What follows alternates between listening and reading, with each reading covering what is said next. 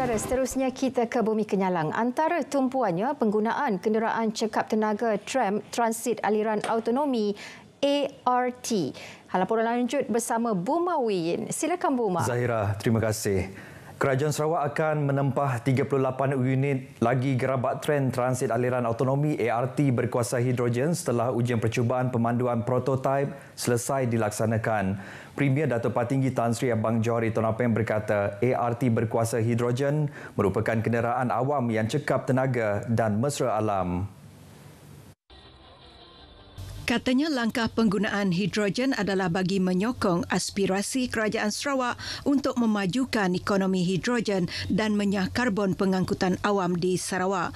Perkhidmatan penumpang akan dimulakan secara berperingkat mulai suku keempat 2025 bermula dengan laluan biru dari Rembus di Kota Semarahan ke Hikmah Exchange di pusat Bandar Kuching. Selain laluan biru, dua lagi laluan akan dibina di bawah fasa 1 projek sistem pengangkutan Bandar Kuching KUTS, iaitu laluan merah dari Kuching Sentral ke Pending dan laluan hijau dari Pending ke Damai Sentral. Ia akan memberi lebih banyak pilihan pengangkutan kepada penduduk setempat. Low income people will be able to have flexible and also affordable mobility within Kuching. Number 3 is also tourist friendly, meaning they can go to a destination and board ART to the destination that they wish to go. Beliau berkata demikian kepada media selepas melancarkan ujian kejuruteraan dan latihan bukti konsep POC peringkat 2 untuk prototipe ART di Kuching. Ujian kejuruteraan dari September hingga Oktober itu bertujuan memperhalusi spesifikasi unit ART dan mengenal pasti sebarang kemungkinan isu sebelum meneruskan latihan POC.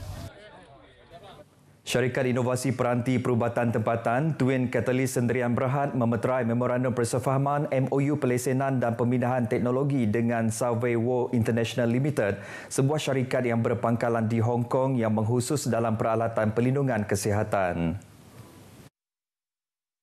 Twin Catalyst dalam satu kenyataan media berkata MOU itu akan melibatkan pelaburan bernilai lebih 30 juta ringgit untuk melesen dan mengeluarkan produk jenama runcitnya Wanda Leaf serta mengedarkannya ke seluruh dunia. Majlis MOU yang ditandatangani di Beijing, China itu disaksikan oleh Timbalan Premier Sarawak, Datuk Amar Awang Tengah Ali Hassan, Setiausaha Tetap Kementerian Pendidikan, Inovasi dan Pembangunan Bakat Azmi Bujang dan Pengurus Besar Majlis Penyelidikan dan Pembangunan Sarawak Dr. Peter Morin Nisom. Datuk Amar Awang Tengah dipetik sebagai berkata bahawa pelaburan itu akan mewakili inovasi perubatan dan industri pembuatan Sarawak yang semakin berkembang dan memperlihatkan usaha kerajaan untuk menyokong perusahaan kecil dan sederhana dalam memperkenalkan produk tempatan kepada dunia. Dalam pada itu, Dr. Peter Morin berkata perjanjian itu memperlihatkan potensi penyelidikan dan pembangunan R&D di Sarawak. Pada tahun lepas, kerajaan negeri mengumumkan penubuhan hub teknologi dan inovasi perubatan Sarawak di Tanjung Kidurong sambil menambah bahawa penyelidikan dan pembangunan merupakan keutamaan tinggi bagi kerajaan Sarawak. Twin Catalyst mendapat sokongan Cradle Fund dan Kementerian Sains, Teknologi dan Inovasi untuk menjalankan ujian klinikal dan penyerahan harta intelek. Ia turut dibiayai oleh Majlis Penyelidikan dan Pembangunan Sarawak dan Perbadanan Kemajuan Teknologi Malaysia. Persatuan Industri Fotovoltaik Malaysia MPIA cawangan Sarawak ditubuhkan sebagai satu kuasa transformatif dalam bidang tenaga boleh diperbaharui di negeri ini. Menteri Utiliti dan Telekomunikasi Sarawak Datuk Julahi Narawi berkata, fokus MPIA Sarawak adalah untuk menghimpunkan pelbagai pihak dari pemimpin industri dan penyelidik hingga pengubal dasar dan inovator teknologi di bawah satu payung.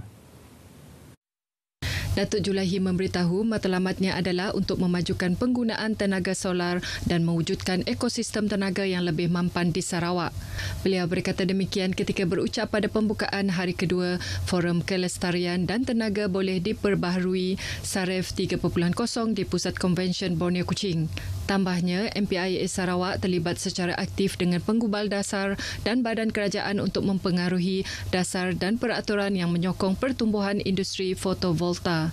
Ujarnya, advokasi ini penting dalam mewujudkan persekitaran yang kondusif untuk inovasi, pelaburan dan pembangunan mampan.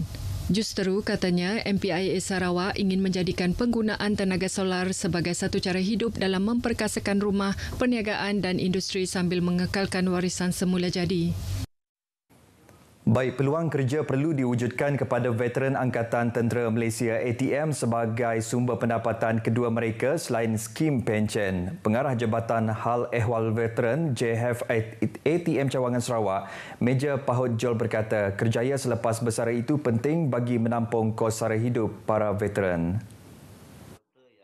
Katanya antara cabaran yang dihadapi oleh veteran ATM adalah skim pencen yang agak kecil, iaitu kira-kira 1,000 lebih sebulan yang dilihat tidak dapat menampung keperluan hidup mereka dan keluarga. Kemudian dari segi perumahan, oleh kerana servis anggota yang peringkat bawah ni, dia hanya 21 tahun dan yang maksimal 26 tahun.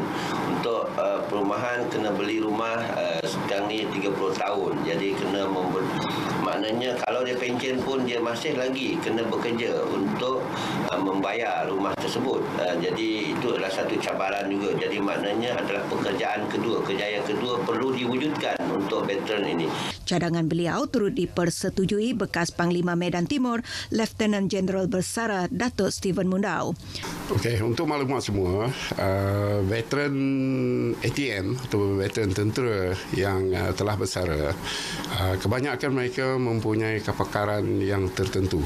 Jadi saya sangat mengharapkan dan memohon supaya Jabatan Kerajaan dan pihak-pihak swasta untuk memberi peluang dan mengambil mereka ini untuk bekerja, sebab mereka ni masih lagi muda, ada yang masih lagi muda dan boleh berkhidmat untuk membantu atau menyumbang kepada pembangunan negara.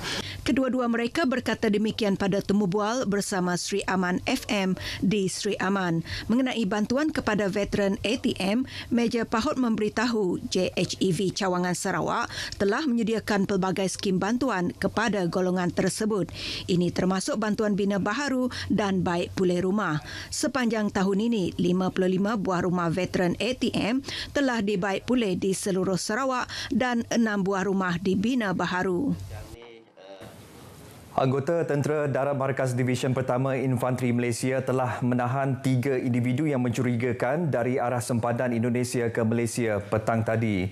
Sel Perhubungan Raya Markas 1 Divisyen menerusi kenyataan media memaklumkan seorang lelaki dan 2 wanita yang menggunakan 2 buah motosikal itu ditahan sekitar 1 petang semasa rondaan di sekitar Lubuk Antu meliputi jarak 100 meter dari sempadan Malaysia-Indonesia. Hasil pemeriksaan mendapati lelaki berusia 25 tahun dan 2 wanita berusia 20 dan 21 tahun itu cuba memasuki negara ini melalui laluan yang tidak sah. Pemeriksaan ke atas barangan yang dibawa termasuk 2 buah motosikal, telefon bimbit dan barangan pribadi yang dianggarkan berjumlah RM13,000 itu mendapati tiada barang terlarang dan berbahaya dijumpai. Kesemua individu berkenaan telah dibawa ke sempadan pos pemerhati Nanga Badau, Tentera Nasional Indonesia Angkatan Darat untuk pengusiran pulang ke Indonesia.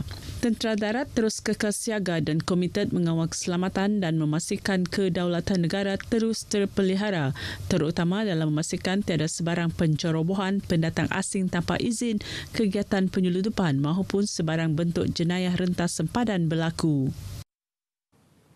Baik saudara, perkongsian itu tadi mengakhiri berita dari Sarawak. Salam Malaysia Madani. Kita kembali bersama Zahira di Angkasa Puri untuk berita seterusnya. Zahira, silakan. Terima kasih Buma, langsung dari Kuching, Sarawak.